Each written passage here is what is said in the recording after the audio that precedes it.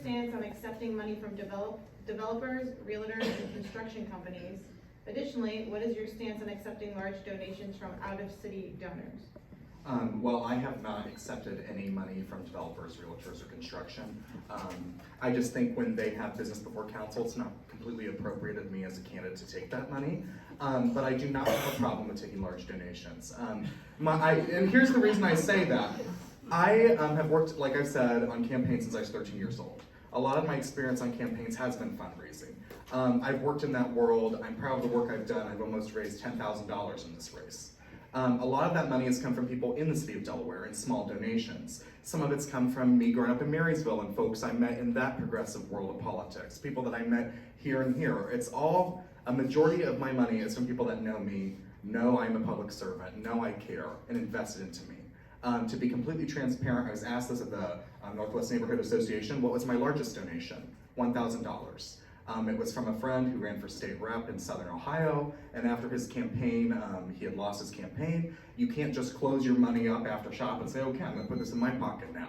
He decided to invest into me because he saw how much I cared, how much I've been involved as a young person. And so I have no problem as long as you're transparent. And if you would like to look, call me. You can go through every dollar I've spent and everyone that's donated. I'm happy to be transparent about that, as well as I have been on my finance reports. Yeah, so I have not taken any money from developers. I have no plans to do so. I'm not sure how you define a large donation. My largest donor is myself. I purchased all of my yard signs and all of my literature and my website and probably some stuff I'm forgetting. And I will continue to self-fund as much as I can. But, you know, I can't do it all alone. So my other donations have come from friends and family all over the country, people that I've made relationships with or family who don't necessarily live in Ohio. And I also have donors who are within the city limits or just outside as well. So, you know, my perspective is that, you know, regardless of who donates to me, I'm not going to let them sway my vote one way or the other. My vote lies with the wants and needs of the constituents in the first ward. As well, all of my campaign funds are coming from friends, close friends.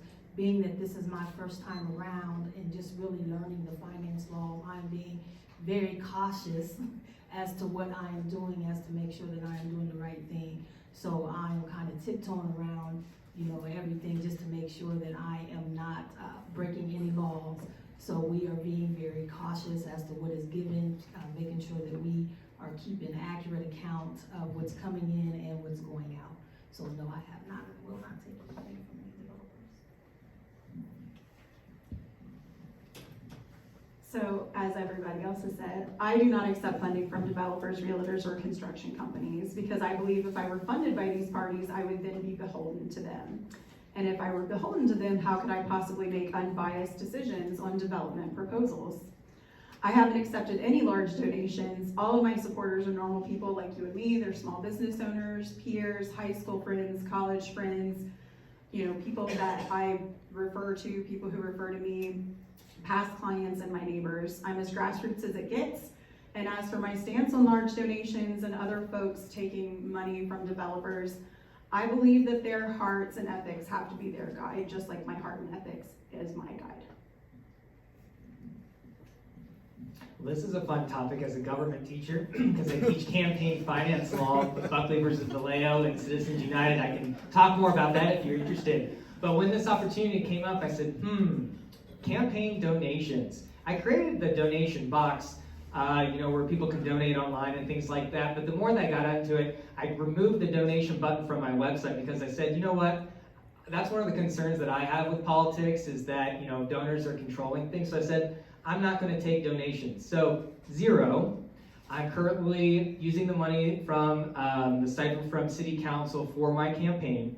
I'm not against people taking donations or anything like that, but I'm not. So no PAC money, no campaign donations. The only thing that I'm asking for is your vote and maybe a yard sign, spread the word, but it's all self-funded. And I figured start with me if I want to see the change in the world. So that's how I see it. I especially like the vote in the yard sign. I mean, that's basically all I ask people. I'm meeting them on the streets. What do you need? And well, one is your support, and then tell 10 of your friends to do the same. I'll make a friendly amendment to some of these answers because I think they all would agree with me, and some of them worded it differently. It's not that any of us would be beholden to someone, or that we would need to basically, you scratch my back, I'll scratch yours. It's the appearance of it. So I have been offered money by various groups, and the answer is no every time, because I know that I wouldn't do anything as it relates to they give me money, so I'll help them out. But I don't want you to ever wonder. So you'll never have to wonder about who's giving me money. There's no kickbacks anywhere. And yes, I do have some outside city.